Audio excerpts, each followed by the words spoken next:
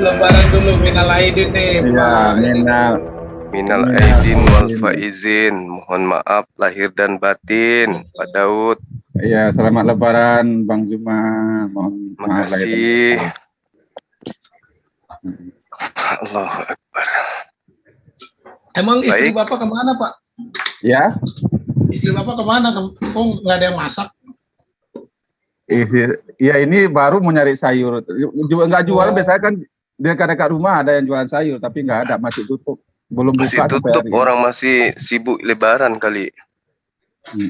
Sama di sini juga orang masih banyak yang banyak ya, Bang ya? iya, banyak yang masih beraktivitas silaturahim. Saya aja banyak mondar-mandir sini, tamu saya usirin aja. Orang tamunya mau nagih utang, mau ngapain? Allah. Oke, lanjut, Bang. Ya, kita bahas apa ini? Apa? Yang Saya belum tahu. keren, Bang. Yang bagus. Ya, bagaimana kalau kita ini apa sih kasih itu menurut ajaran para nabi? Oh iya, boleh lah. Apa sudah dibahas ini ya? Kayaknya kasih udah tapi bukan nama Pak Daud, lain. Ya, kan Pak Daud ini kan Ya. seorang murtadin. Ya. Artinya Sesi lain lagi. dia meninggalkan Islam karena di ajaran sebelumnya ada ajaran yang lebih baik gitu. Ajaran lebih baik ini artinya kan muatannya juga tentang kasih, sehingga kita harus tahu ini kasih di luar Islam itu memang adalah ajaran yang patut diacungi jempol karena memang lebih dari yang Islam tahu gitu. Jadi dari Pak Daud nantinya kita belajar apa sih kasih dalam Kristen itu. Iya. Begitu ya Pak ya? Iya.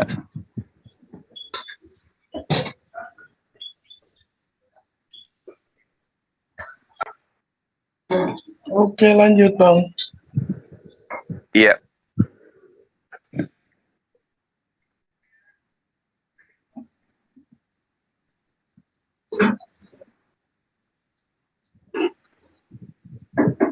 Silakan Bang, jelasin apa itu kasih. Oh iya, Yesus merangkum dua hukum, yaitu satu, kasih kepada Tuhan, kedua, kasih kepada sesama. Dan Yesus mengatakan, kamu telah mendengar dalam hukum Taurat, mata ganti mata, gigi ganti gigi. Tetapi aku berkata kepadamu, kasihilah orang yang menganiaya kamu dan membenci kamu. Jadi kalau kita mengasihi Tuhan, Yesus mengatakan, kalau kamu mengasihi aku, tentu kamu akan menuruti perintahku. Jadi kalau kita mengasihi sesama, tentu kita tidak ingin merugikan sesama atau menginginkan harta sesama. Karena dalam hukum Taurat, jangan mengingini harta sesamamu, istri sesamamu, dan kasihlah Tuhanmu, jangan ada ilah lain di hadapanmu. Sebab akulah Tuhan. Jadi Yesus di dalam hukum Taurat ya ada mata ganti mata, orang membunuh harus dibunuh, tetapi Yesus mengatakan, jikalau kamu memandang wanita dengan syahwat, kamu telah berzina. Jadi kasih di sini ialah kita memang mengasihi Tuhan dengan cara menuruti perintah Tuhan. Mengasihi sesama dengan cara tidak menginginkan keburukan atau kerugian bagi sesama kita. Jadi itulah kasih yang diajarkan oleh Yesus. Bahkan Yesus berkata, jika kalau ada orang yang membenci kamu, kamu jangan balas yang jahat dengan yang jahat, tapi balaslah kejahatan dengan kebaikan. Hendaklah kamu mengasihi sesamamu supaya mereka melihat bahwa kamu anak Tuhan. Jadi itulah kasih secara rangkuman di dalam Yesus, dalam ajaran Yesus. Nanti saya coba cari ayatnya dulu. Jadi begitu Bang Juma. Jadi kita mengasihi Tuhan itu ya artinya kita tidak mau melanggar apa yang Tuhan tidak suka. Kasih kepada sesama kita artinya kita kasihilah sesamamu manusia seperti dirimu sendiri. Tidak ada orang yang tidak mengasihi dirinya. Kecuali orang itu memang akalnya kurang. Karena orang yang sehat pasti mengasihi dirinya, menghargai dirinya. Begitulah kita mengasihi orang seperti kita mengasihi diri kita sendiri. Dan Yesus menunjukkan kasih, yaitu karena begitu besar kasih Allah, sehingga ia mengorbankan Yesus Kristus. Kasih itu berkorban, kasih itu memberi, itulah kasih di dalam Kristen. Begitu Pak Ustadz. Baik. Terima kasih Pak, apa yang Bapak paparkan tentang kasih ya. Tapi kalau saya melihat, kalau dikatakan itu adalah hukum yang kemudian diajarkan oleh Yesus dalam dua rangkuman ini, saya melihat bahwa ajaran itu sudah diajarkan di Perjanjian Lama, Pak. Misalnya di dalam Yosua 22 nomor 5. Hanya lakukanlah dengan sangat setia perintah dan hukum yang diperintahkan kepadamu oleh Musa, hamba Tuhan itu, yakni mengasihi Tuhan Allahmu, hidup menurut segala jalan yang ditunjukkannya, tetap mengikuti perintahnya, berpaut padanya dan berbakti kepadanya dengan segenap hatimu dan dengan segenap jiwamu. Artinya bahwa kalau hari ini Kristen mengajarkan kasih yang seperti Bapak jabarkan, poin daripada kasih menurut Tuhan di dalam kitabnya Bani Israel, kasih kepada Tuhan itu adalah menuruti segala perintah yang ditunjukkan. Kasih menurut Tuhan adalah mengikuti dan tetap di dalam perintahnya, berpaut padanya dan berbakti kepadanya dengan segenap hati dan segenap jiwa. Nah, sedangkan di dalam Kristen itu sudah nggak ada tuh ketetapan-ketetapan Tuhan yang kemudian Tuhan berikan kepada nabi-nabi sebelum Paulus kemudian mengajarkan tentang kasih yang Bapak sebutkan tadi. Itu sudah dihilangkan semua. Sementara di data kitab terdahulu, kasih itu adalah hidup di dalam ketetapan. Kasihilah Allahmu. Nah, sekarang kalau dikatakan di dalam ajaran Kristen, kasihilah Allahmu. Dengan cara apa mengasihi Allah itu? Bukankah mengasihi Allah itu adalah mentaati perintah Allah? Mazmur 119:64. Bumi penuh dengan kasih setiamu ya Tuhan. Ajarkanlah ketetapan-ketetapanmu kepadaku. Jadi yang dimaksud kasih kepada Tuhan itu adalah berbicara mengenai ketaatan terhadap ketetapan Tuhan. Ketaatan kepada Tuhan terhadap apa yang diperintahkan oleh Tuhan. Nah, sekarang Kristen ini perintah Tuhan mana yang kemudian dilakukan oleh Kristen sehingga dikatakan mereka kasih kepada Tuhan? Ini yang ingin saya tahu dari Pak Daud sebagai orang yang meninggalkan Islam menuju agama baru Kristen tentang kasih. Yang saya tahu kasih menurut pengajaran kitab terdahulu, ya kitab nabi-nabi Bani Israel itu adalah tetap teguh terhadap perintah yang diwahyukan oleh Tuhan kepada nabi-nabi. Yesaya 54 nomor 10. Sebab biarpun gunung-gunung beranjak dari tempatnya, bukit-bukit bergoyang-goyang, tetapi kasih setiaku tidak akan beranjak daripadamu. Dan perjanjian damaiku tidak akan bergoyang. Ya, firman Tuhan yang mengasihani engkau. Artinya bahwa para nabi terdahulu mengajarkan yang dimaksud kasih itu adalah mentaati perintah-perintah Tuhan. Nah, sementara perintah Tuhannya itu di Kristen sudah nggak ada.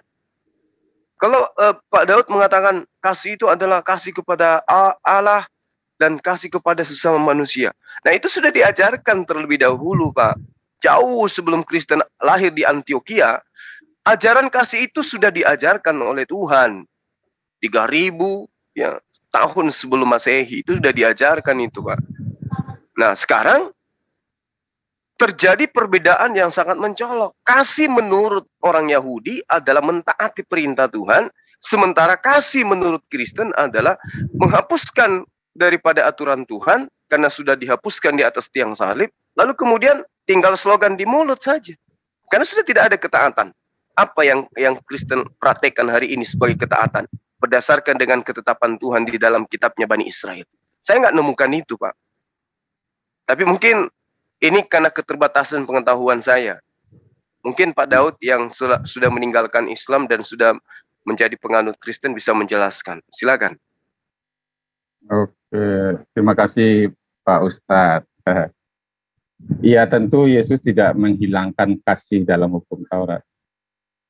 Tetapi Yesus menggenapi banyak hal yang belum ada, yang belum tergenapi dalam hukum Taurat. Dalam hukum Taurat, ya kalau orang membunuh, ya dia dibunuh. Tetapi Yesus mengajarkan lebih dari itu. Jadi janganlah membalas yang jahat dengan yang jahat. Yesus mengatakan, jikalau kamu benci, kamu sudah sama dengan membunuh. Sekalipun itu dalam hukum Taurat, kalau membunuh baru dikatakan itu dia harus dibunuh. Tetapi Yesus mengajarkan, jikalau kamu membenci, kamu sama dengan membunuh. Karena dalam hati orang timbul niat jahat, dan itu dari situlah terjadi pembunuhan, terjadi kebencian dan iri hati. Itu tidak berasal dari Tuhan. Itu yang diajarkan oleh Yesus. Jadi apa itu kasih?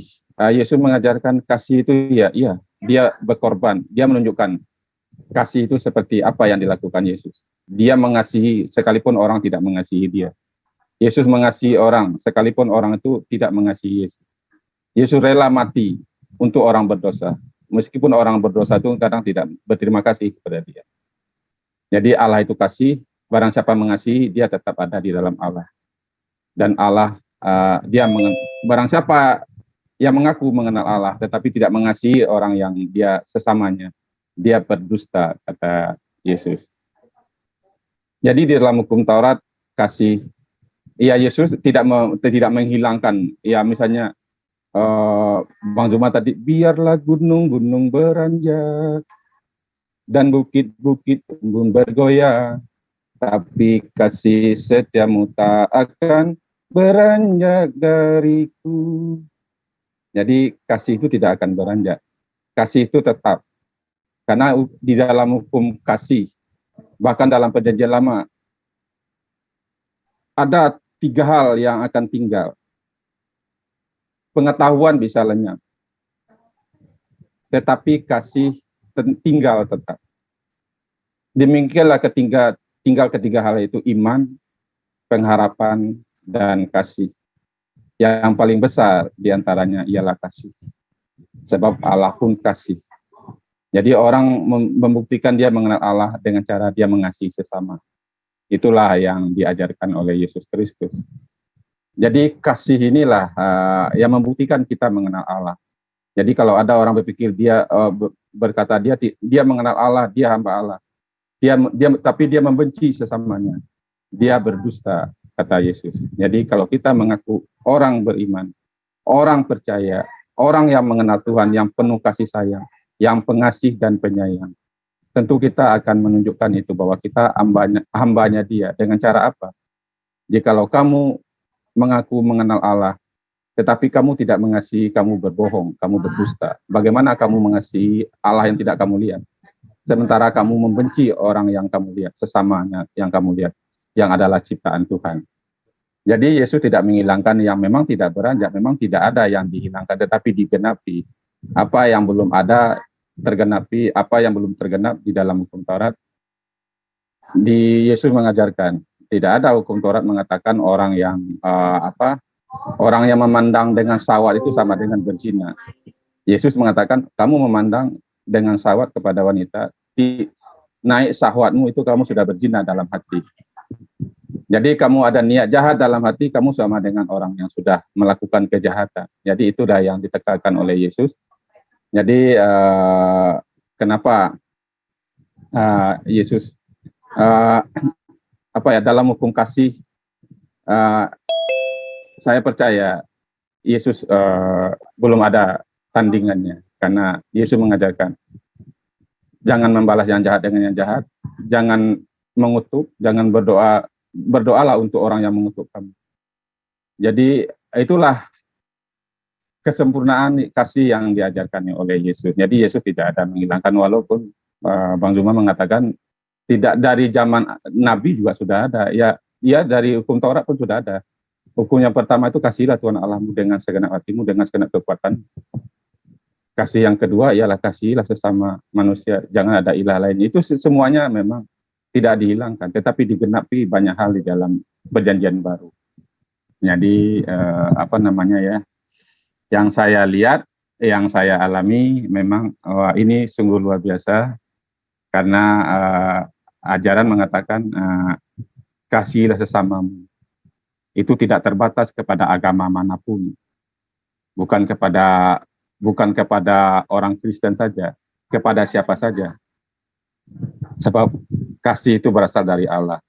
Kalau kamu tidak mengasihi, kamu bukan anak Allah. Sebab Allah kasih.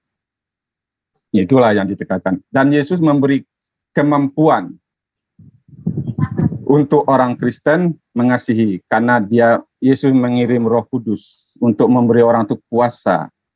Karena buah-buah roh itu adalah kasih, sukacita, damai sejahtera, kesabaran, kebaikan, kelemah lembutan, penguasaan diri. Tidak ada hukum yang menentang hal itu. Itulah yang diajarkan oleh Yesus. Itulah kasih yang dari Tuhan yang diajarkan oleh Yesus Kristus kepada orang Kristen. Jadi saya percaya tidak ada kasih yang seperti ini saya dapatkan dari ajaran manapun. Itulah sebabnya saya menghormati Yesus sebagai guru, pengajar, dan imam saya. Begitu Pak Ustadz. Baik, makasih ya. Dari paparan Pak Daud ini membuktikan bahwa Anda meninggalkan Islam karena Anda belum paham tentang ajaran Islam secara menyeluruh.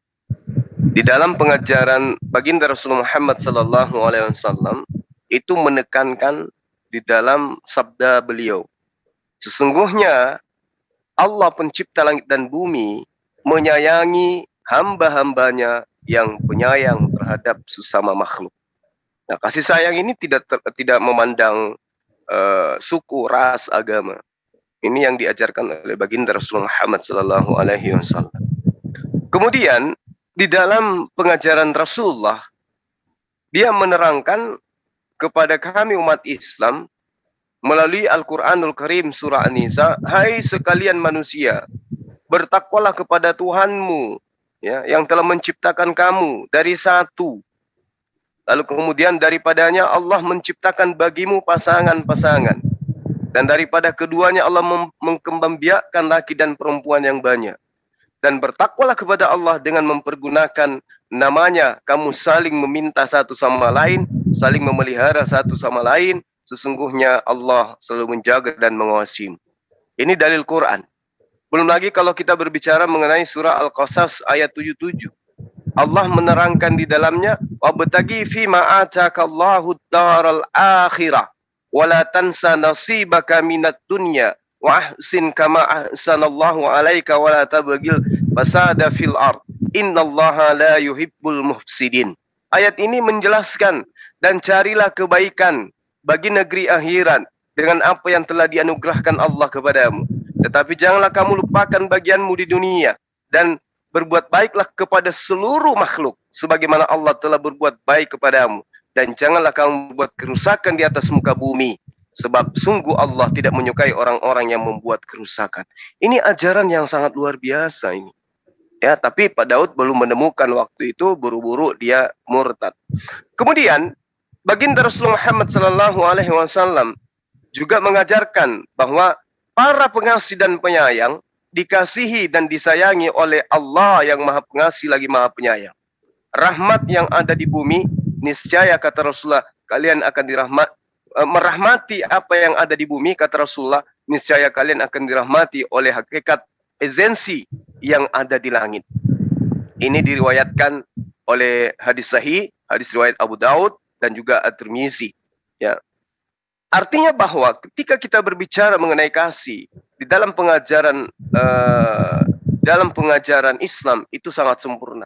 Bahkan diajarkan oleh baginda Rasulullah Muhammad SAW, kasih terhadap hewan, kasih terhadap binatang itu juga memiliki satu penggambaran yang sangat luar biasa. Di dalam penjabaran riwayat Muslim dan juga Bukhari, diterangkan tatkala ada seekor anjing yang hampir mati karena kehausan, kemudian berputar-putar mengelilingi semua sumur yang berisi air. Tiba-tiba ada seekor anjing tersebut dilihat oleh seorang pesina dari kaum Bani Israel. Maka wanita tersebut melepaskan sepatunya untuk turun ke sumur dan mengisi air sepatu tersebut, lalu memberi minum kepada anjing tersebut. Maka Allah pun mengampuni wanita tersebut karena amalannya itu. Ini cerminan yang sangat luar biasa, bahwa di dalam Islam mengasihi binatang itu adalah faedahnya, manfaatnya bisa sampai ke jannah. Ini ajaran kasih yang tak terhingga. Sehingga ketika kita berbicara mengenai kasih, maka kasih yang paling pokok di sini adalah ketaatan. Nah, sementara kasih yang dijabarkan oleh Pak Daud itu adalah kasih yang biasa-biasa saja. Berbuat baik terhadap sesama manusia itu biasa-biasa aja. Memaafkan orang yang memiliki kesalahan itu justru inti ajaran Islam. Tidak ada yang istimewa di situ, Pak. Ketika Bapak mengatakan mengasihi yang diajarkan oleh Yesus, itu hanya ajaran agama lain juga. Hindu Buddha juga mengajarkan itu. Tapi yang menjadi aturan mainnya Tuhan bukan yang kayak begitu. Yang menjadi aturan mainnya Tuhan adalah bagaimana hamba-hambanya itu tetap setia terhadap perintah Tuhan. Sedangkan Yesus mengajarkan, di dalam pengajarannya dia di dalam Yohanes 14, jika engkau mengasihi aku, maka engkau akan mengikuti perintahku. Berarti mengasihi itu adalah mentaati perintah. Nah, yang dilakukan oleh sahabat kita, Pak Daud, itu mengasihi orang, mengasihi sesama manusia. Tapi sangat disayangkan, perintah Tuhannya ditinggalkan. Perintah untuk mengasihi Tuhan dibuang, tapi perintah mengasihi manusia diakui. Meski dalam prakteknya itu kita tidak pernah bisa lihat. Ya, karena kalau dibilang kasih mengasihi, buktinya umat Islam mayoritas di negara ini, Kristen minoritas aman, artinya mereka dikasihi oleh kaum minoritas. Berbeda dengan umat Islam di luar negeri, yang minoritas mereka diperlakukan tidak senonoh oleh mereka yang mengaku ajaran kasih. Itu fakta, Pak. Bapak merasakan nyaman di negara ini. Mayoritas Islam memberikan kasih pembuktian. Sedangkan umat Islam di luar sana, di negara-negara minoritas, mereka merasa tertindas dan seterusnya. Nah, kembali kepada yang tadi, kasih kalau kita lihat di dalam penjabaran ajaran yang Bapak anut sekarang, itu hanya slogan di mulut. Mengasihi, memaafkan orang, dan seterusnya. Kita lihat bagaimana tokoh-tokoh yang ada di Kristen. Saifuddin Ibrahim. Ya, siapa lagi? Yang Joshua Tewu. Siapa lagi? Mereka cabik-cabikan satu sama lain. Mana ajaran kasihnya? Belum lagi sang debater yang mengaku sebagai anak Tuhan. Begitu ada polemik di antara mereka, di antara gereja, langsung diangkat di channelnya. Maki-maki satu sama lain. Padahal mereka mengaku sebagai anak Tuhan. Terus kasihnya itu yang mana? Umat Islam tidak pernah kemudian di negara ini hapuskan sekian ayat di Bible. Gak ada itu. Tapi umat Islam tidak pernah menggaungkan kami ajaran kasih. Muncul tokoh, seorang yang sangat dihormati di tengah-tengah orang Kristen, Murtadin juga, minta dihapuskan 300 ayat di Al-Quran. Mana ajaran kasihnya? Mana prakteknya? Doakan musuhmu. Coba, kalau kami umat Islam, kami tidak pernah punya musuh, Pak. Kami tidak perlu mendoakan musuh, karena kami nggak punya musuh. Yang musuh kami adalah setan. Dan setan tidak perlu kami doakan. Karena memang mereka, setan ini, sudah menjadi tabiat dia.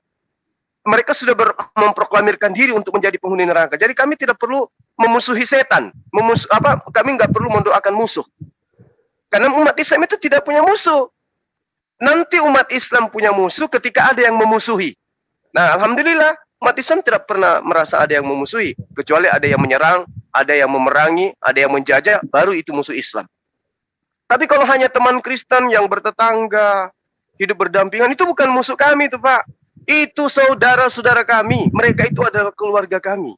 Selama mereka tidak kemudian mengganggu kami, mereka adalah keluarga kami, mereka adalah saudara kami. Jadi kami tidak perlu doakan musuhmu. Oh, kami nggak perlu, karena kami nggak ada musuh gitu. Hanya mereka yang memusuhi kami. Kami nggak pernah musuh.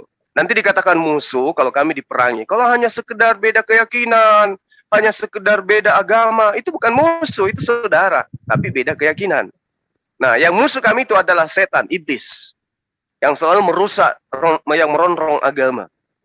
Kalau misalnya Bapak memperhatikan kasihilah sesamamu, kasihilah musuhmu, dan berdoalah untuk mereka, itu teori. Sekali lagi saya katakan, itu teori. Tak ada dalam praktek, dalam kehidupan Kristen itu yang kayak begitu, Pak. Tokoh-tokohnya kita lihat ketika mereka kemudian saling cabik-cabikan hanya gara-gara donatur, hanya gara-gara donasi, hanya gara-gara sumbangan, mereka cabik-cabikan sampai kasus-kasus janda terbawa-bawa. Ajaran kasihnya itu hoax. Jadi sangat disayangkan ketika Bapak meninggalkan kasih yang betul absolut dalam Islam menuju kepada kasih yang menurut saya hambar, kasih yang hanya topeng. Tapi faktanya kita bisa lihat dari dalam, dari luar juga bisa. Nah, karena itulah kembali kepada pengajaran Yesus, Pak. Apa yang diterangkan oleh Yesus? Satu, kasih kepada Allah. Kasih kepada Allah menurut Yesus adalah taat kepada perintah Allah. Matius 19 nomor 17. Itu poin. Kedua, kasih kepada sesama manusia adalah kasih terhadap perintah-perintah Tuhan yang berkaitan dengan hubungan kita kepada manusia. Berarti kembali kepada kasih kepada Tuhan itu sendiri. Tuhan mengajarkan kita kemudian untuk mengasihi sesama manusia. Ketika kita mengasihi sesama manusia, berarti kita juga kasih kepada Allah. Ketika kita taat kepada Allah, berarti kita kasih kepada sesama manusia. Nah, kalau yang dikatakan cuma di mulut, kasihilah sesamamu manusia, berdoalah kepada mereka yang menganiaya kamu. Sekali lagi saya katakan, itu teori kecap, itu teori cendol. Itu teori cendol. Pada prakteknya, kita lihat sedikit lagi sebelum Bapak tanggapi. Nusantara ini, itu tidak pernah dijajah oleh tentara-tentara Islam. Tapi Nusantara ini dijajah oleh tentara-tentara yang notabene-nya mengajarkan ajaran kasih. Kalau dikatakan, itu bukan agama, betul, bukan agama. Tetapi bukankah mereka beragama Kristen? Bukankah mereka Katolik? Bukankah orang yang menembak, membunuh penduduk pribumi itu adalah orang yang senantiasa meneriakkan haleluya di tempat ibadah mereka? Bukankah mereka itu memiliki Roh Kudus? Bukankah mereka kitabnya kitab Bible? Bukankah tempat ibadah mereka adalah gereja dan mereka ketika menjajah mendirikan gereja? Dan bukankah mereka juga mengaku sebagai anak-anak Allah? Perbedaannya kemudian antara Kristen penjajah dan Kristen yang ada di Indonesia sekarang ini adalah Kristen penjajah memang menginginkan Indonesia dijajah. Kristen yang ada di Indonesia sekarang adalah Kristen yang menikmati kemerdekaan yang diperjuangkan oleh umat Islam. Itu yang Pak Daud harus pahami sebagai murtadin. Karena itulah saya katakan tema kasih ini sebenarnya itu akan membuat Bapak ini akan menyadari bahwa Bapak meninggalkan agama yang sebenarnya adalah ajaran kasih yang sesungguhnya masuk ke dalam ajaran kasih semu. Silakan. Oke, lumayan panjang. Terima kasih Pak Ustadz. Bang Jul. Iya Pak, dibantah aja Pak kalau ada yang tidak sesuai. Ya oke. Pak Ustadz mengatakan bahwa kasih orang Kristen itu adalah kasih yang semu. Iya. Bang Jul boleh lihat di Indonesia bagaimana gereja dibakar. Di mana itu Pak gereja dibakar? Bang Jul nggak tahu ya? Enggak. Karena yang saya tahu baru-baru ini yang membakar itu jemaatnya sendiri, Pak. Yang dia teriak-teriak Allah Akbar, gereja di Aceh. Itu di mana? Itu adalah gereja inilah Bang Jul harus bisa melihat Pak tadi bagaimana gereja di Aceh dilarang dibangun. Bagaimana untuk membangun gereja? Kalau dilarang itu Pak, berarti ada syarat yang belum terpenuhi. Bukan 2016 Pak. 2016 saya punya kantor Pak di Tolikara Pak. Saya ada kantor di Tolikara. Gantian dulu supaya nanti Bang Jul kalau membantah. Enggak, kalau dibilang gereja dibakar, saya diam saja. Masjid 2016 Bang Jul di Tolikara dibakar saja, Pak. Biarkan saya menjelaskan. Ambon masih panas di telinga Pak, kasus Ambon. Kosong. Diam saja. Ini bukan diskusi namanya, ini debat kusir jadinya. Ya, kalau Bapak mengambil kasus-kasus begitu, Pak. Pak, 300 tahun yang namanya diskusi membombardir Nusantara ini, Bapak lupa. Bang Jul bicara apa saja, saya diam loh Bang Jul. Jadi giliran saya. Karena yang saya jabarkan itu kebenaran, Pak. Yang Bapak jabarkan ini dusta gitu loh, Pak Daud. Di luar negeri, Bang Jul lihat, di Amerika bagaimana orang Islam diterima di sana. Apakah orang Islam ditindak di sana? Itu karena kasih. Karena di mayoritas orang Amerika Oh, juga tidak agama ditindas Kristen. kalau di dalam Pak Daud, kalau warga Indonesia, warga Islam masuk ke Amerika itu diamankan. Tapi Islam di Irak, Pak, Islam di Yerusalem, Islam di Afghanistan, siapa pelakunya yang bombardir di sana? Irak hampir rata dengan tanah. Siapa pelakunya, Pak? Ayo, Ya, Pak. biarkan Amerika saya sekarang banyak mualaf, Pak. Amerika banyak mualaf, Pak. jelaskan. Udah banyak mualaf. Ya, Biarkan silakan saya Pak Daud menjelaskan dilanjut. supaya Dilanjut, Pak. supaya Silakan. kita ada Baik, silakan. seimbang bicaranya. Kalau Siap. Bang Gu katakan kalau Tapi jangan orang- sebut gereja dibom oleh umat Islam ya, Pak ya. Karena itu ya, hoax. pokoknya orang yang teriak Allahu Akbar lah, pokoknya Allahu Akbar tadi agama Islam, tak agama apa dia. Nah, jadi oke lah, Bang Jo mengatakan bahwa Kristen itu kasihnya semu, dan saya meninggalkan Islam karena saya tidak tahu ajaran kasih dalam Islam. Iya, Islam tahu, saya tahu sesama Muslim itu bersaudara. Apakah dengan orang kafir Islam bersaudara? Bahkan bergaul, bahkan menjadikan pemimpin orang kafir pun orang Islam nggak mau. Ya, jadi kasih di dalam Kristen itu lebih. Karena kita mengasihi sesama seperti diri kita sendiri. Kita menganggap dia tuh milik umat Tuhan, ciptaan Tuhan. Kita sama-sama milik Tuhan.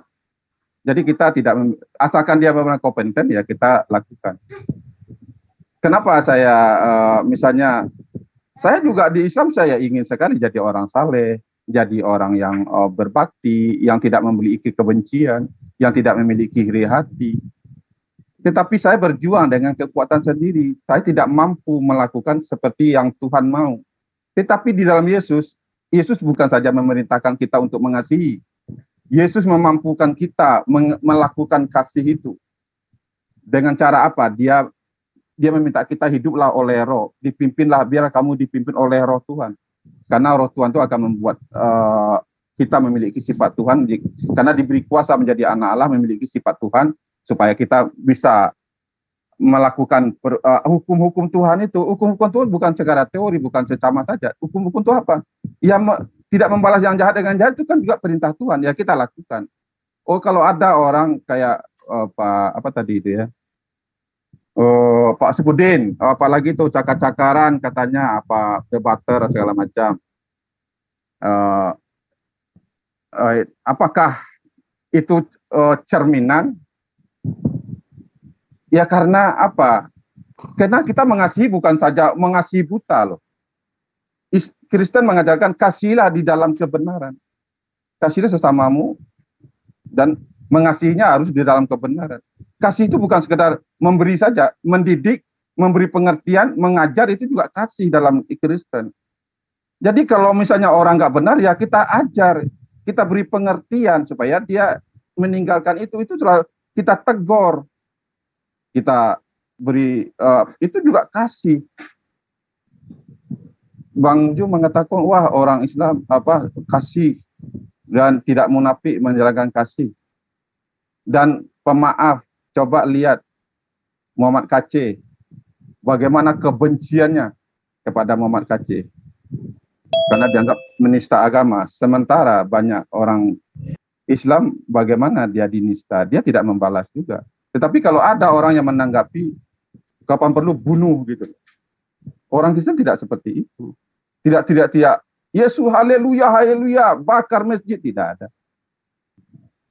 Jadi kalau Bang Jo mengatakan itu Belanda atau itu menjajah karena dia beragama Kristen, dia menjajah bukan atas nama agama tapi atas kepentingan lain. Jadi jelas kasih di dalam Kristen bukan saja diperintahkan, tetapi Yesus memampukan kita karena Yesus mengirim Roh Kudus kepada kita. Makanya apakah orang Kristen semuanya hidup di dalam pimpinan Roh Kudus? Padahal Yesus mengatakan kalau kamu hidup di dalam dipimpin oleh Roh, baiklah hidup kamu juga dipimpin oleh Roh itu. Kadang-kadang itu yang belum terjadi. Karena hendaklah kamu berbuah di dalam kasih. Apa itu buah kasih itu? Buah-buah Roh itu kasih, sukacita, kesabaran, kebaikan, kelemah lembutan, penguasaan diri. Seharusnya kalau kita memang di dalam Tuhan, kita memiliki kasih itu.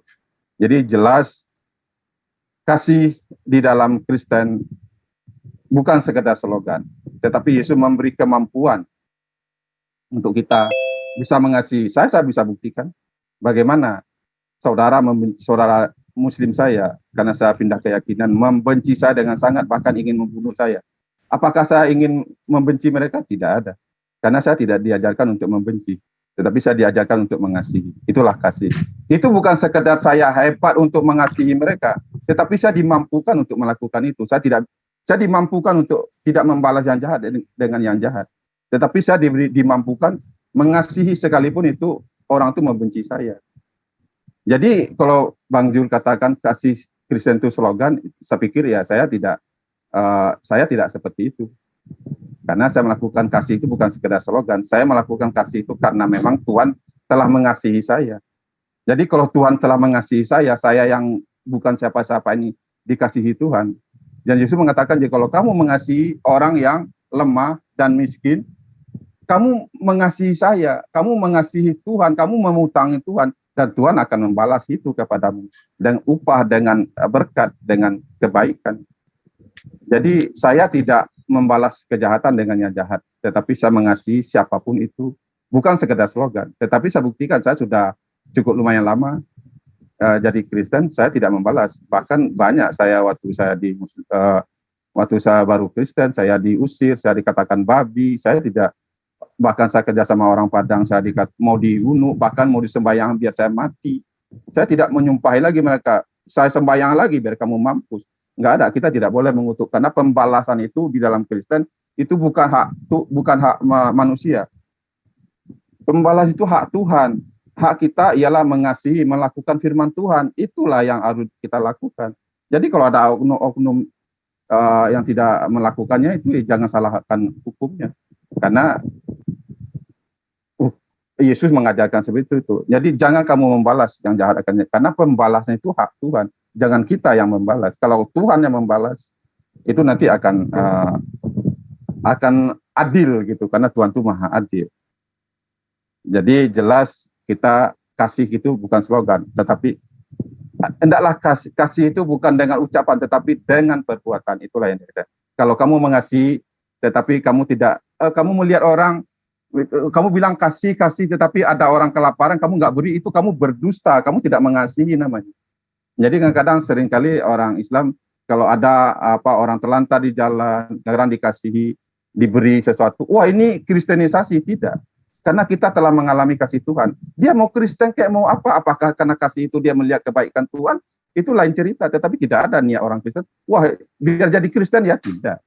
Karena karena itu perintah. Jadi kalau kamu mengasihi, kamu mengatakan kamu mengasihi Tuhan, tetapi kamu tidak mengasihi sesama, kamu berdusta, kamu pembohong. Bagaimana kamu mengasihi Tuhan yang tidak kamu lihat? Tetapi orang yang kamu lihat saja, itu umat Tuhan, ciptaan Tuhan itu loh. Manusia itu ciptaan Tuhan yang paling dikasihi Tuhan. Tetapi kamu biarkan dia terlantar. Bagaimana kamu katakan kamu mengasihi Tuhan?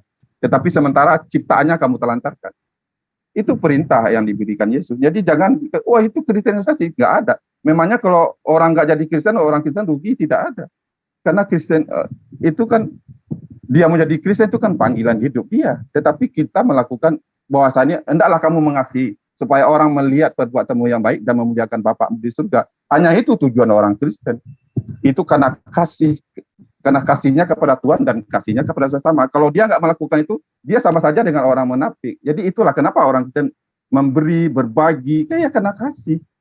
Jadi kalau Bang Jul katakan itu karena lip service atau munafik atau tidak, atau omong doang, tidak. Dan saya melakukan itu. Karena saya ingin jadi orang Kristen. Jadi ya banyak juga orang Kristen, bahkan pendeta pun pernah mengeluarkan saya dari gereja. Apakah saya membenci mereka? Tidak. Karena saya mengasihi Tuhan, bukan karena Tuhan telah mengasihi saya lebih dahulu. Bukan karena saya ingin masuk surga untuk mengasihi, bukan. Karena saya sudah dijamin, saya hanya dibenarkan oleh darah Yesus, saya pasti diselamatkan dari murka Allah. Tetapi saya mengasihi itu supaya orang melihat saya ini anak Tuhan. Gitu. Supaya saya melakukan perintah Tuhan, mengasihi Tuhan dengan cara mengasihi sesama. Jadi itulah kasihnya, dia bukan sekedar omong-omong. Kalau hanya saya mengasihi tetapi tidak melakukan, dia sama dengan orang melihat berkaca gitu. Baru saja dilihatnya mukanya, tapi dia lupa ada apa di mukanya gitu. Jadi kasih itu harus dibuktikan dengan perbuatan. Jadi, sebab iman tanpa perbuatan adalah mati dalam Kristen. Jadi kasih tanpa perbuatan itu kosong. Jadi jelas kasih itu bukan sekedar retorika atau slogan. Kasih itu harus melakukannya dengan perbuatan. Itulah kasih. Saya tahu di Islam, hendaklah kamu bertolong-tolongan dalam kebaikan, dalam kasih. Masalahnya hanya di dalam Yesus saya diberi kemampuan melakukan kasih itu. Itulah bedanya saya waktu dulu di Islam, sekarang saya di Kristen, saya mampu melakukan itu karena diberi kekuatan oleh Roh Tuhan.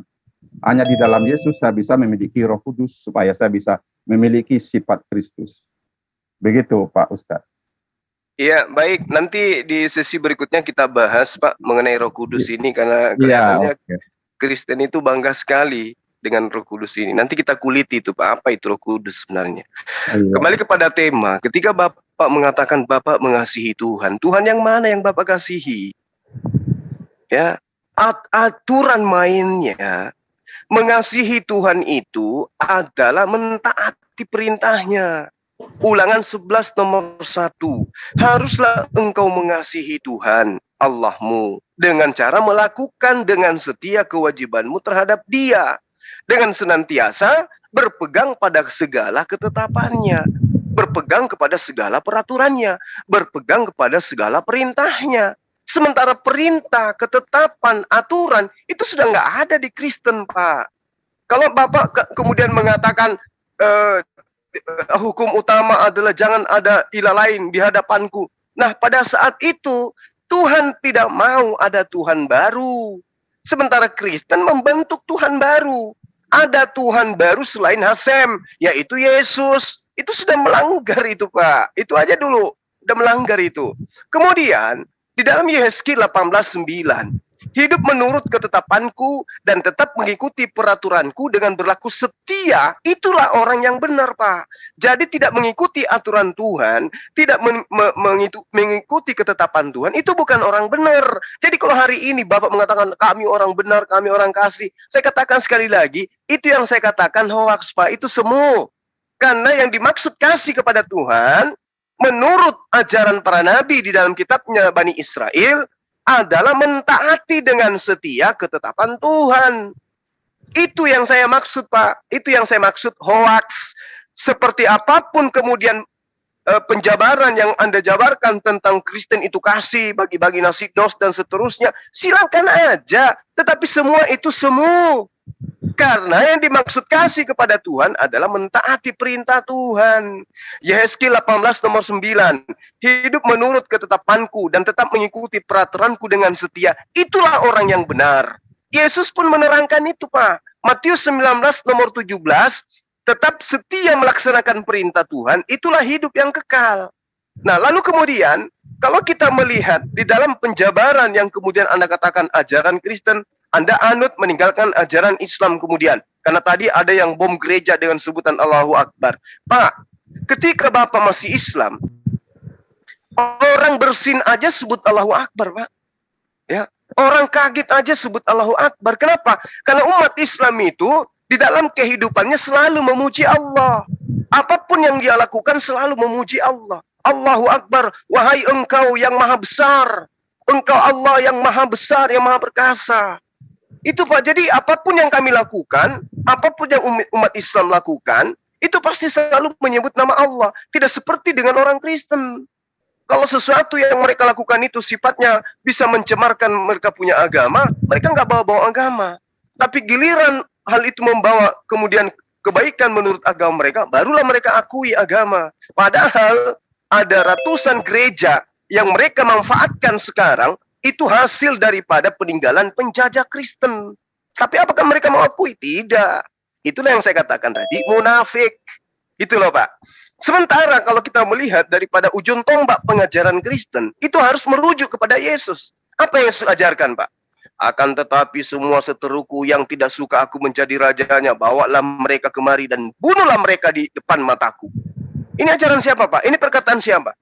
Perkataan Yesus. Nanti akan ada asumsi liar. Oh, itu diucapkan hanya untuk ini. Ya, itu derita Anda. Sama Anda ketika menilai Al-Quran. Al-Quran mengajarkan bom, Al-Quran mengajarkan teroris, padahal datanya nggak ada gitu loh.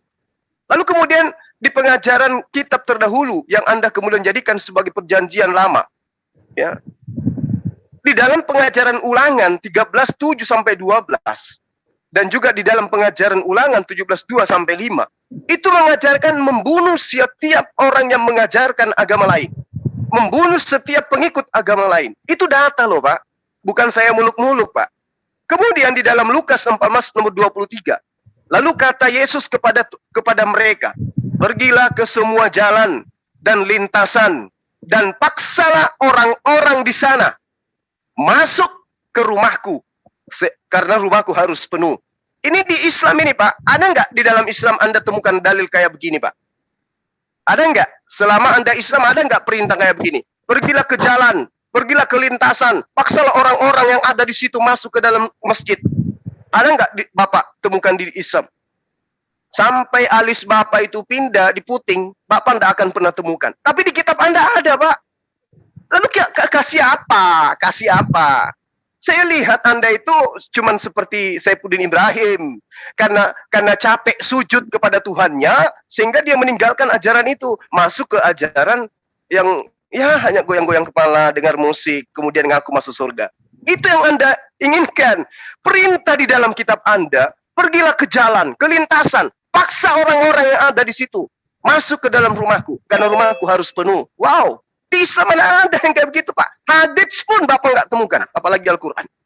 Lalu kemudian, kalau Anda sadar, amanat agung yang diajarkan di dalam kitab Anda, di dalam Markus 16, itu sangat nyata Pak.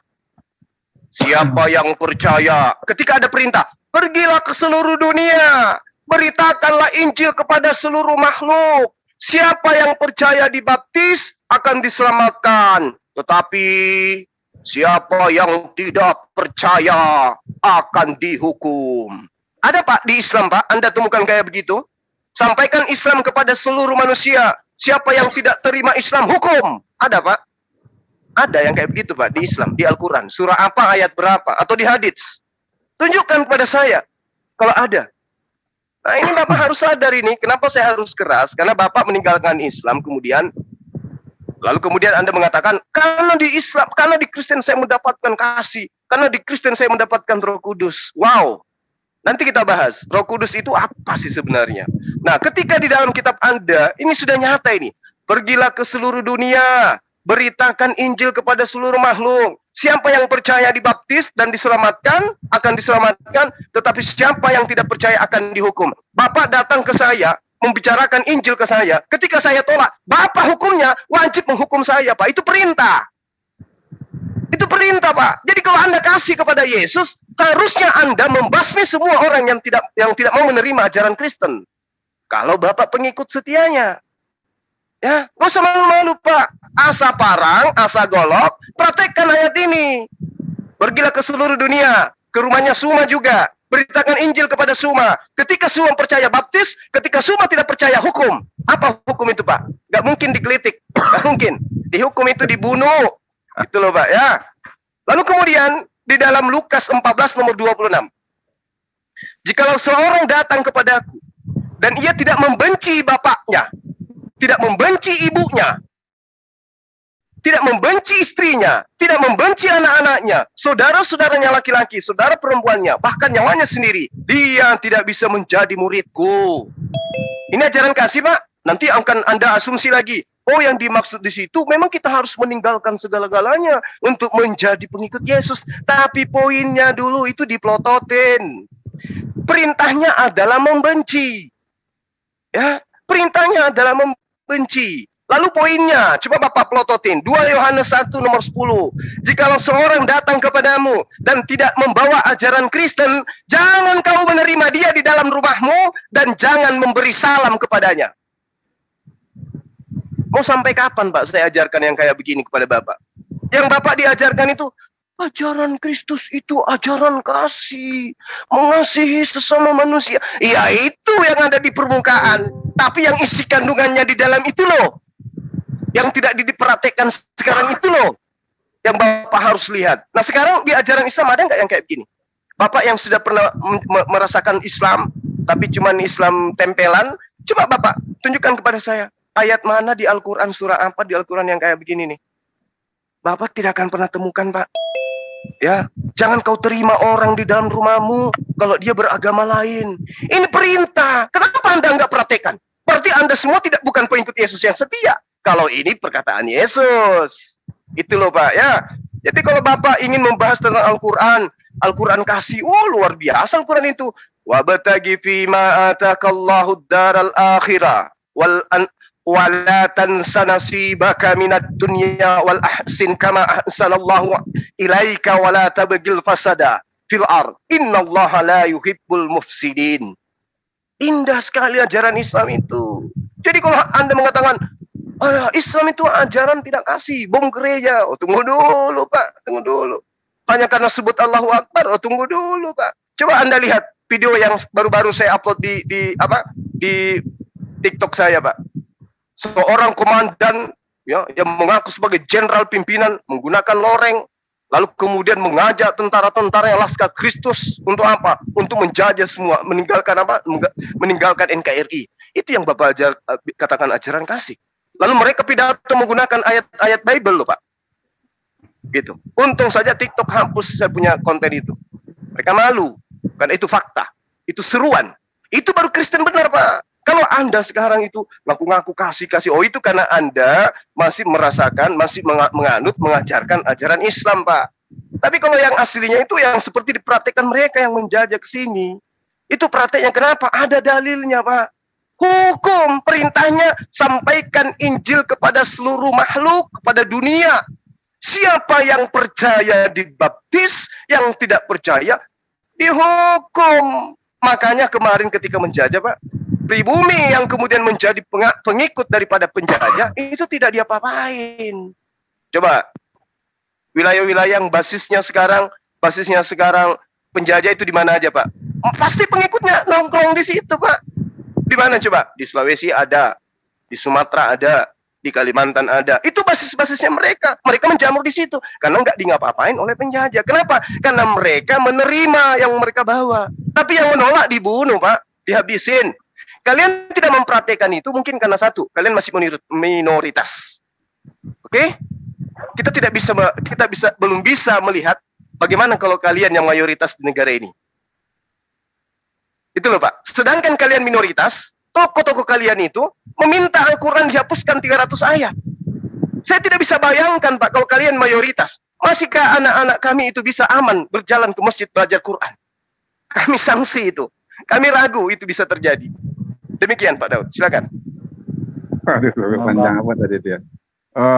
Pak Ustadz mengatakan Pak Daud itu tadi ketika memeluk agama Islam dan Bapak terasa mampu ketika memeluk agama Kristen. Penambahannya Bang Juma. Iya, gimana? Ketika Pak Daud ini beragama Islam, dia tidak mampu untuk mengikuti aturan itu. Iya, itu aja kesimpulannya. Jadi Pak Daud itu pasti meninggalkan sama dengan Saifuddin Ibrahim karena nggak mampu menjalankan syariat, hingga masuk ke dalam agama yang non syariat. Cuma di mulut. Betul, mengasihi betul, Tuhan. Betul Gurunda. Kalau kami di Minang gini Gurunda, orang ini dia tidak mau sujud, dia pengen hura-hura, mabuk-mabukan, makanya dia tinggalkan Islam begitu Gurunda. Iya, sama dengan Saifuddin Ibrahim, tapi nggak apa-apa, sahabat-sahabat, kita hargai beliau. Silakan Pak Daud ditanggapi paparan saya kalau ada yang keliru, utamanya tentang dalil-dalil yang tadi. Silakan. Ya oke, saya tanggapi dulu tadi tentang kenapa saya Kristen hanya mampu melakukan itu tadi ya. Ya, memang pada itu terlalu panjang. Sebentar loh, saya ingat ulang lagi ya, bahwa di mana ya di Islam saya memang berusaha jadi orang baik, jadi orang saleh, tapi memang tidak ada kemampuan. Bukan karena saya karena di Kristen itu tidak ada syariat, tidak ada hukum, itu nggak benar. Karena di Kristen juga kita diminta setia sampai mati, bukan sekedar hanya hura-hura, ngongkang-ngongkang kaki aja. Bang Jun lihat, saya bahkan ingin dibunuh oleh keluarga saya tetap saya tidak tinggalkan Yesus, karena Yesus telah lebih dahulu mati untuk saya. Masa saya hanya untuk kehilangan nyawa saya takut? Tentu tidak. Tetapi kenapa saya ini jadi apa di Kristen itu, apakah cuman hura-hura, apa cuman slogan doang? Tentu tidak. Memang di Islam, di Kristen lah saya mendapat kekuatan untuk menjadi berubah, mempunyai pikiran. Kalau dikatakan wah Islam itu sangat mengasihi, saya waktu di Islam saya dapat pengajaran malah lebih berdosa bunuh anjing daripada bunuh orang Kristen. Karena Kristen itu musuh Allah, orang kafir itu musuh Allah. Jadi kalau saya bergaul dengan musuh Allah, berarti saya tidak menghargai Allah. Jadi kalau dikatakan Islam tidak punya musuh, Allah saja punya musuh. Bagaimana Islam mengatakan dia tidak punya musuh? Bahkan Yahudi dimusuhi sampai hari kiamat oleh Allah SWT. Jadi kalau dikatakan Allah tidak punya musuh, musuh Allah itu musuh orang Islam itu dia orang kafir. Jadi jelas ada ayat yang meminta Islam memerangi orang kafir sampai mereka mengaku agama Allah, mengharamkan apa yang diharamkan Allah. Jadi kalau bilang tidak ada, ya mungkin perlu dipelajari lagi itu.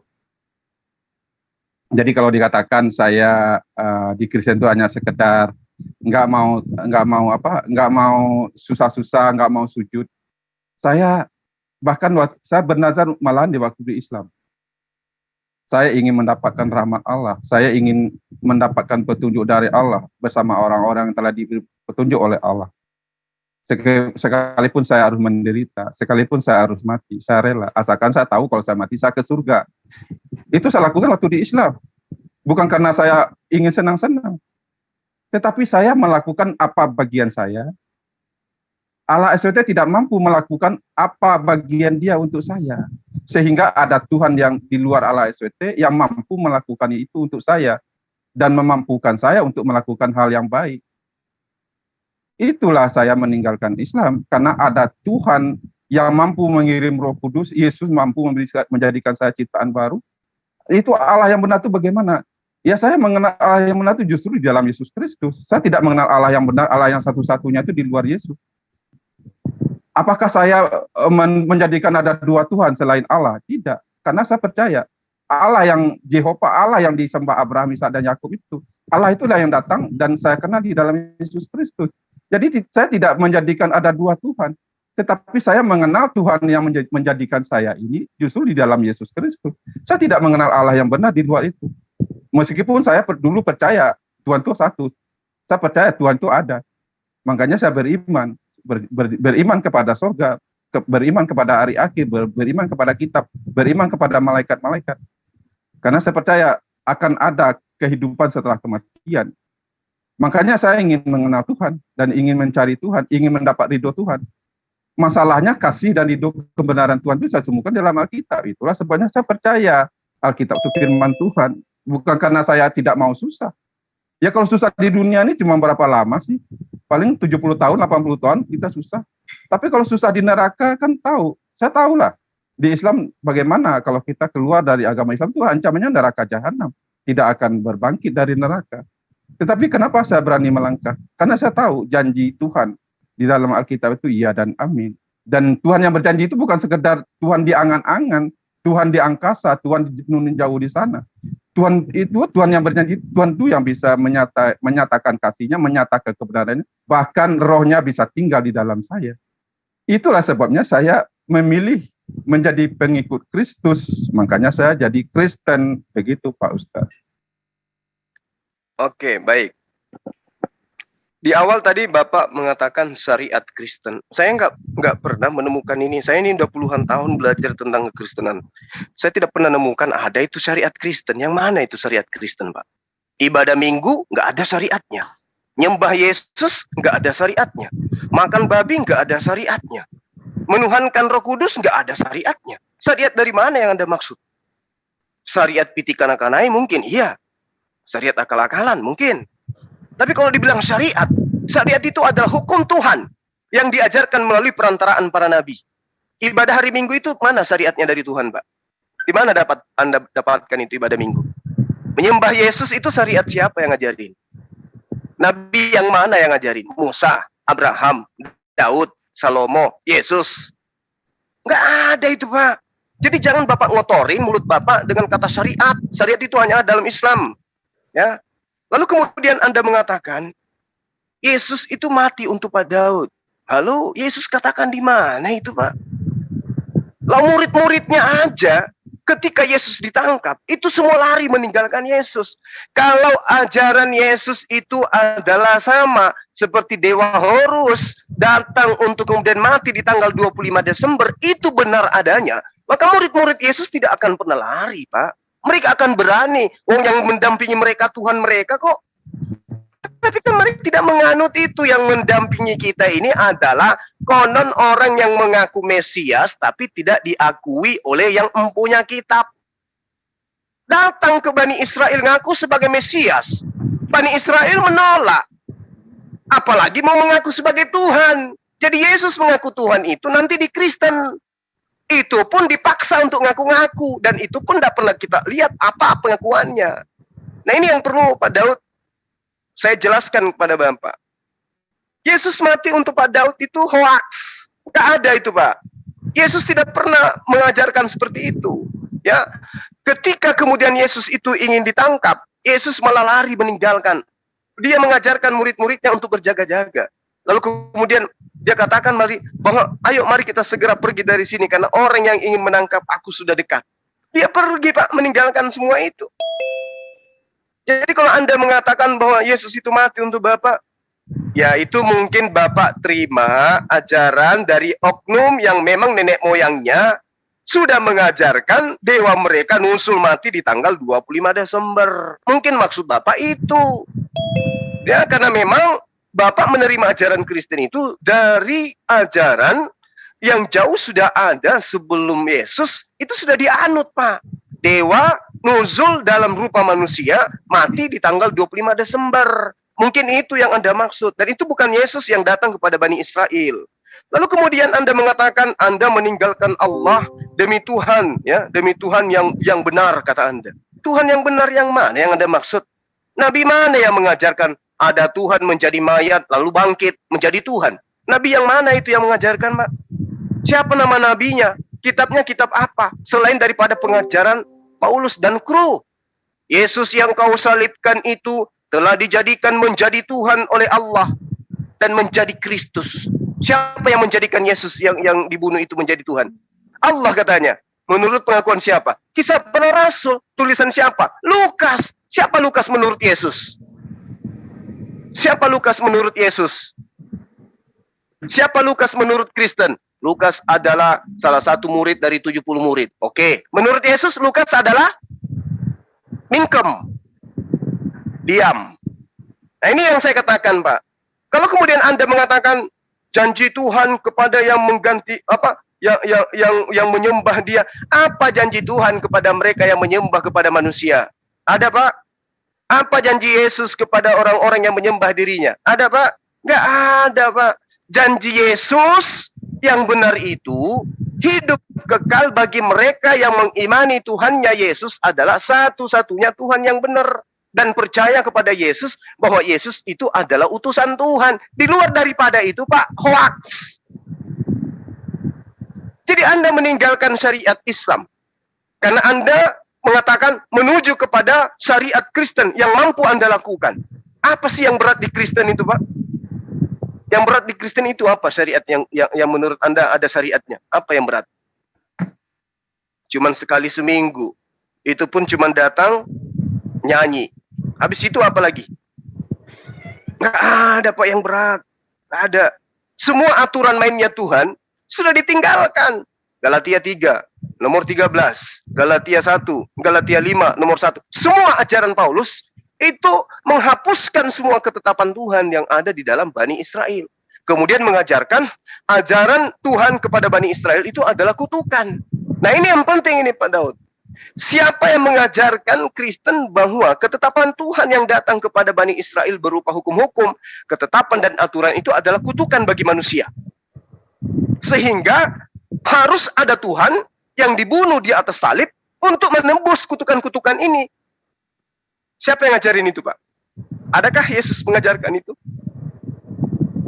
Di awal tadi saya menjelaskan bagaimana kemudian Tuhan di dalam pengajaran Bani Israel bahwa ketetapan Tuhan itu mutlak adanya, tidak akan pernah bisa dirubah. Ketetapan-ketetapanku, ketetapan-ketetapanku. Bahkan Yesus sendiri menerangkan, hidup itu adalah tetap dengan setia, hidup di dalam ketetapan Tuhan. Nah, sekarang ketetapan Tuhan di Kristen itu apa? Satu, menyembah Yesus. Ketetapan Tuhannya terdapat di mana itu? Ibadah hari Minggu. Ketetapan Tuhannya di mana itu tertulis?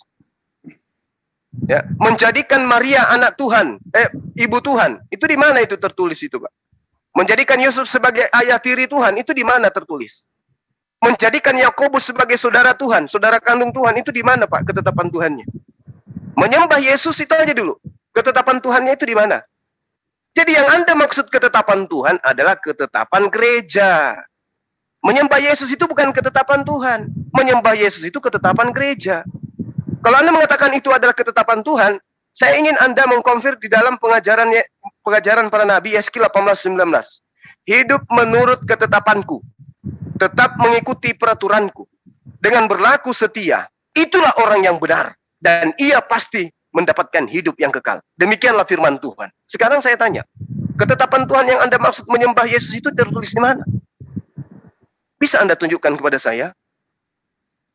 Nggak akan pernah bisa, Pak. Maka kembali kepada ajaran kasih, sekali lagi saya katakan, kasih menurut kitabnya para nabi, yang masih ada di dalam kitab Anda, yang Anda jadikan sebagai hal yang harus digenapi di perjanjian baru, itu menjelaskan bahwa kasih itu adalah menetap di dalam ketetapan, di dalam aturan, di dalam hukum-hukum yang Tuhan tetapkan berdasarkan firman-Nya kepada para nabi.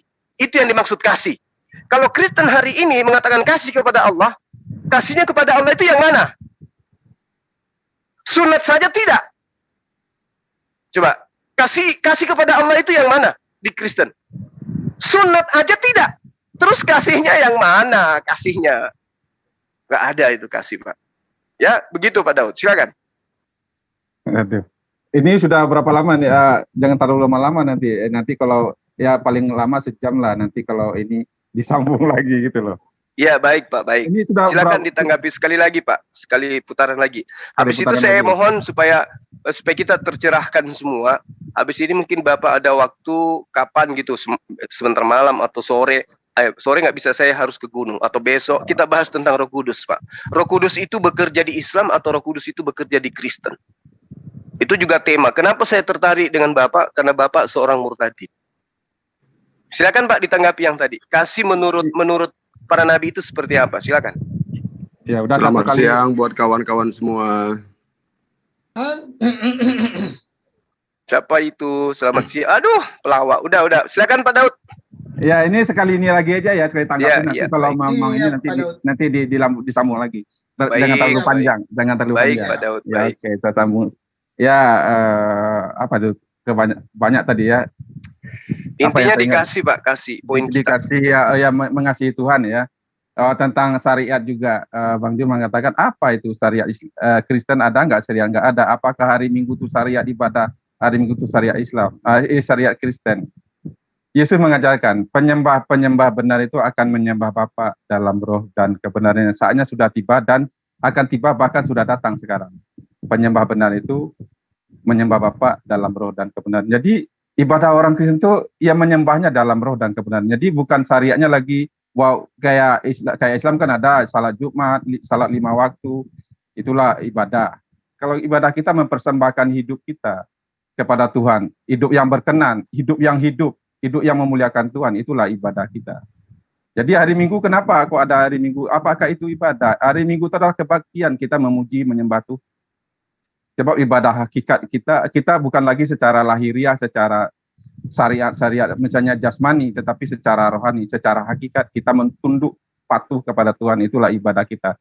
Hendaklah kamu mempersembahkan hidup kamu kepada Tuhan sebagai persembahan yang hidup, yang kudus, yang berkenan kepada Allah. Itulah persembahan dan itulah ibadahmu, itulah yang berkenan kepada Allah. Ibadah kita itu memuliakan Tuhan dengan perbuatan, dengan hidupan kita. Itulah ibadah kita, bukan kita nunggang-nungging di gereja, bukan. Bukan kita joget-joget di gereja, itu bukan ibadah. Itu kebaktian saja.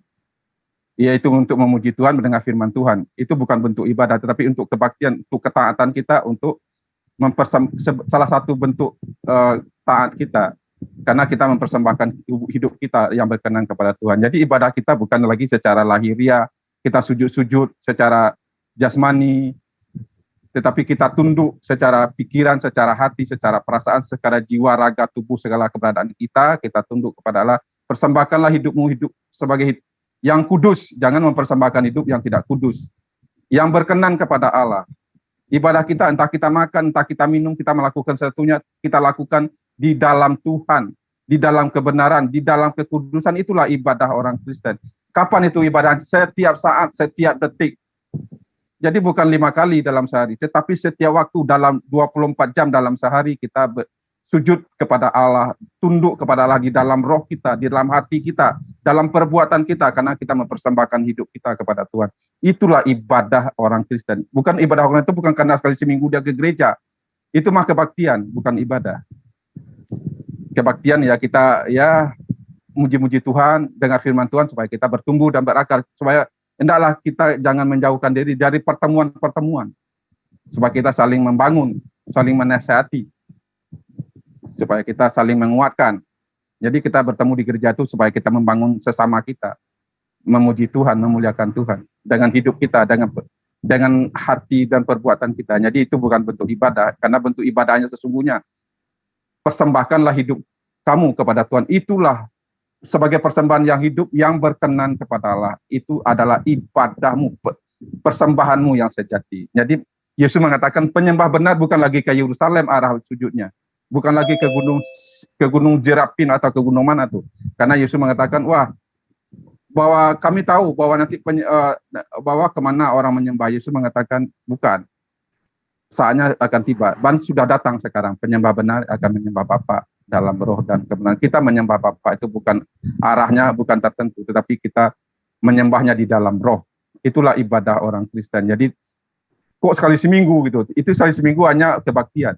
Tetapi mempersembahkan hidup kita, kita minum, kita hidup, kita melakukan sesuatu, kita lakukan seperti kepada Tuhan, bukan seperti kepada manusia. Kerja pun itu ibadah kita, asalkan kita lakukannya di dalam kebenaran seperti untuk Tuhan. Jadi jelas ibadah orang Kristen itu setiap saat di dalam roh dan kebenaran. Nah, jadi jangan terlalu panjang, nanti di saya sebentar lagi juga ada keperluan. Jadi kalau ada waktu nanti kita sambung lagi lah, biar jangan terlalu bosan juga panjang-panjang amat. Oke, terima kasih Pak Ustadz. Ya. Baik, Pak Daud, terima kasih Pak atas paparannya ya. Kali ini saya sedikit menanggapi yang tadi. Antara kebaktian dan ibadah itu berbeda. Ya, saya katakan bahwa kebaktian itu berasal dari kata bakti. Bakti itu artinya pengabdian, ketundukan terhadap perintah, berbakti. Itu adalah ibadah, Pak. Nah, kemudian kalau Anda mengatakan kami umat Kristen ibadah setiap saat, kami umat Islam juga kalau dikatakan ibadah setiap saat, ini aja saya sedang ibadah, Pak. Ini lagi saya sedang ibadah ini. Wujud cinta kasih saya kepada Bapak, saya mengajarkan tentang Islam, mengajarkan tentang kasih, itu adalah ibadah. Lalu kemudian ketika Bapak mengatakan Bapak memuliakan Tuhan, apa buktinya Bapak memuliakan? Tuhan yang tadinya mengajarkan aturan-aturan main dihapuskan. Kemudian Anda mengatakan memuliakan dengan menggantikannya dengan sembahan berupa manusia yang ada embel-embel, kemudian dia adalah inkarnasi Tuhan. Itu Bapak, itu yang Bapak katakan memuliakan. Bapak sedang menghinakan Tuhan, itu namanya, Pak. Kemudian ketika Bapak mengatakan Bapak tunduk patuh kepada Tuhan. Tunduk kepada Tuhan, patuh kepada Tuhan, atau patuh kepada ajaran Bapak-bapak gereja nih. Bapak harus bedakan itu. Menyembah Yesus apa Tuhan yang Anda patuhi? Ada perintahnya? Tidak ada. Ya. Ibadah minggu ada perintah Tuhannya? Tidak ada, Pak. Jadi Bapak bukan patuh kepada Tuhan. Bapak tidak tunduk kepada Tuhan. Bapak sedang tunduk kepada doktrin, dogma Bapak-bapak gereja. Kemudian Bapak mengatakan Bapak itu ibadahnya ibadah kudus. Ya. Yang kudus itu yang mana sih, Pak? Kudus ngerti kudus nggak, Pak? Kudus itu suci. Bagaimana mungkin kemudian Bapak dikatakan kudus kalau tempat ibadahnya itu penuh dengan manusia yang tidak bersuci? Sementara bersuci dalam pandangan agama Yahudi, agama Islam, dan itu ajaran Tuhan, bahkan ajaran Yesus, itu diterangkan bahwa bersuci itu adalah kulub, harus dipotong, Pak. Kalau Bapak baca di dalam Kisah Para Rasul, bagaimana kemudian Paulus ini dikecam oleh orang-orang penganut Torah karena mengajak orang Yunani masuk ke dalam tempat ibadah mereka. Mereka orang Yunani ini dianggap najis, Pak. Kenapa dianggap najis? Karena mereka berkulub. Bahkan dianggap aib. Dianggap sebagai penyakit sampar. Orang-orang yang berkulub itu. Bapak katakan ibadah di tempat yang kudus. Wah, ini harus Bapak pelajari dulu ini. Apa yang dimaksud kudus bagi pengajaran para nabi. Ya, lalu kemudian Anda mengatakan Bapak itu sujud kepada Allah. Sujud di mana, Bapak? Gereja ada kursi, Pak. Sujudnya di mana? Kalau Bapak di gereja sujud, wah, tak bongkang itu mejanya, Pak, kursinya, Pak. Terbongkar itu kursi. Dan lucu kelihatannya kalau Bapak sedang duduk, kemudian sujud. Robek itu celana, apalagi banyak yang pakai rok mini di gereja. Nggak ada itu, Pak, sujud-sujud kepada Allah. Nggak ada. Yang Bapak maksud mungkin sujud adalah bernyanyi, memuji-muji. Mungkin itu yang Bapak maksud sujud. Karena yang dimaksud sujud, yang diperhatikan oleh umat Islam. Berdasarkan dengan apa yang diterangkan oleh Allah melalui perantaraan para nabi. Contoh, saya ambil dalam kitabnya Bani Israel. 2 Raja-Raja 17 nomor 36. Tetapi Tuhan menuntun kamu dari tanah Mesir dengan kekuatan yang besar dan dengan tangan yang teracung. Kepadanya lah kamu harus berbakti. Kepadanya lah kamu harus sujud menyembah. Jadi kalau yang dikatakan menyembah kepada Allah itu, Pak, sujud. Bukan jingkrak. Bukan. Apalagi duduk. Wah, itu mah orang ngopi sambil rokok itu bisa kalau ibadah duduk. Itu bukan kayak begitu maksudnya. Yang dimaksud oleh Tuhan adalah sujud menyembah. Belum lagi Yesaya 66 nomor 23. Bahwa seluruh sabat demi sabat boleh berganti. Bulan boleh berganti. Tetapi manusia akan berbondong-bondong datang. Sujud menyembah kepada aku. Jadi yang memperhatikan itu cuma Islam, Pak. Bapak mana ada gereja sujud, Pak. Kecuali gereja yang baru-baru ini dibeli sama Islam. Lalu dirubah menjadi masjid. Baru dikatakan sujud dalam rumah ibadah. Kalau Bapak nggak ada sujud, Pak. Itu yang perlu Bapak pahami. Saya kira begitu sementara Pak Daud beralih kepada ajaran kasih tadi, berujung kepada tentang sujud. Di dalam ajaran agama Islam, bentuk daripada kasihnya kepada Tuhannya, umat Islam sujud di atas tanah, di atas bumi, untuk menyembah kepada Tuhan, bentuk kasih kepada Tuhan. Lalu kemudian, ketika Bapak mengatakan kasih kepada Tuhan juga, kasihnya yang mana? Lawang aturan mainnya sudah dihapuskan. Anda sekarang sudah menganut ajaran doktrinisasi di mana Bapak diajarkan untuk menyembah kepada manusia bernama Yesus. Dan sangat-sangat tidak pernah diajarkan oleh Yesus, yang Yesus ajarkan, jangankan kepada pengikutnya, kepada sesama manusia, kepada sama iblis pun, Yesus mengajarkan agar sujud kepada Allah.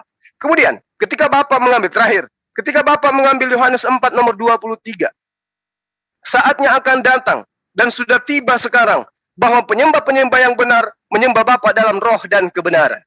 Pak Daud, ini pernyataan Yesus bukan kepada Kristen, Pak.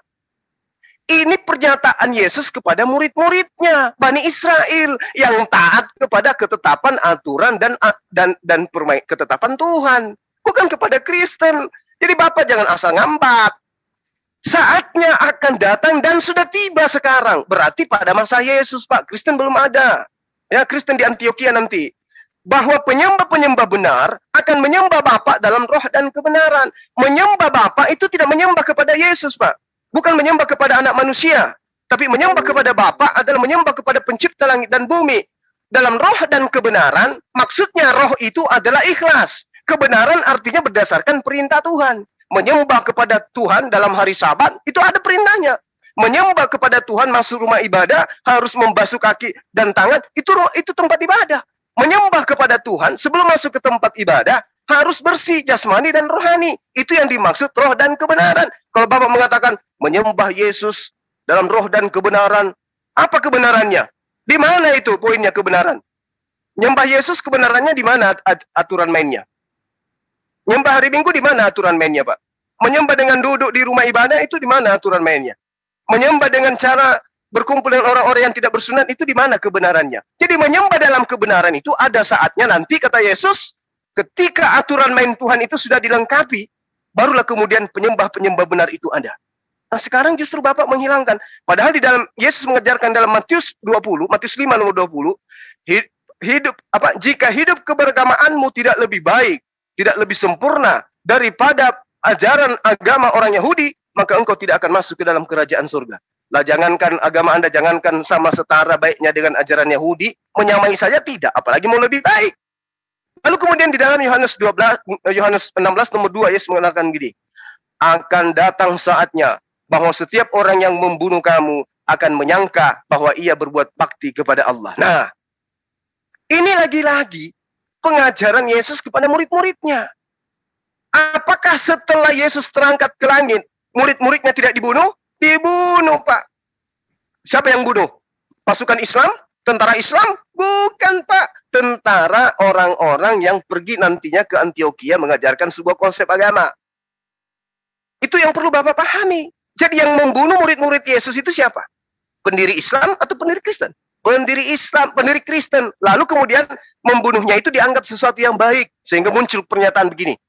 Paulus itu dulunya pembunuh, tapi kemudian bertaubat. Ini yang diterangkan oleh Yesus.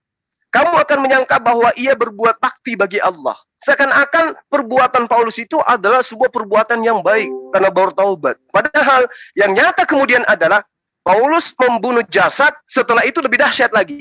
Membunuh akal pikiran, membunuh hati. Sehingga manusia tidak bisa membedakan antara Tuhan dan utusan Tuhan. Seperti itu Pak Daud. Ya, saya kira apa yang kita bahas pada hari ini, kita cukupkan. Kemudian saya minta waktunya Bapak untuk kemudian bisa menerangkan lebih jauh tentang Roh Kudus. Ini lucu ini Pak, tentang Roh Kudus ini sangat-sangat luar biasa ini kalau kita bahas. Kenapa? Karena teman-teman Kristen itu selalu mengatakan, kami punya Roh Kudus. Kami memiliki Roh Kudus. Nah ini yang ingin saya ulas, karena yang punya Roh Kudus itu hanya umat Islam. Di Kristen tidak ada Roh Kudus Pak. Kita buktikan nanti. Kapan Bapak mau, sebentar malam saya ada waktu, besok pagi ada waktu, insya Allah besok malam juga saya ada waktu untuk Bapak. Khusus untuk Pak Daud, saya ingin konsen membahas tentang Roh Kudus. Apakah Kristen punya Roh Kudus? Kita buktikan itu. Atau sebaliknya, justru umat Islamlah yang punya Roh Kudus. Saya kira begitu teman-teman sekalian. Dari saya akhiri. Wabillahi taufiq wal hidayah. Assalamualaikum warahmatullahi wabarakatuh. Salam satu Tuhan. Waalaikumsalam warahmatullahi wabarakatuh. Waalaikumsalam warahmatullahi Gurunda, wabarakatuh. ini ada tamu kita ini, Pak Lamsen ini, muridnya Gurunda ini. Komandan saya itu. Oh iya. Sayangnya saya ada jadwal, Dek. Saya mau ke gunung ini, ditunggu sama teman-teman. Iya, berarti Pak Matias gagal dong nih, Pak Matias Cikarang jadwal. Sebentar malam boleh. Setelah Pak Daud Waalaikumsalam. mungkin bisa dengan teman-teman yang lain. Atau dilanjut aja dengan narasumber Muslim. Ada kok Islam di sini banyak teman-teman kita. Gimana kalau Pak Josiel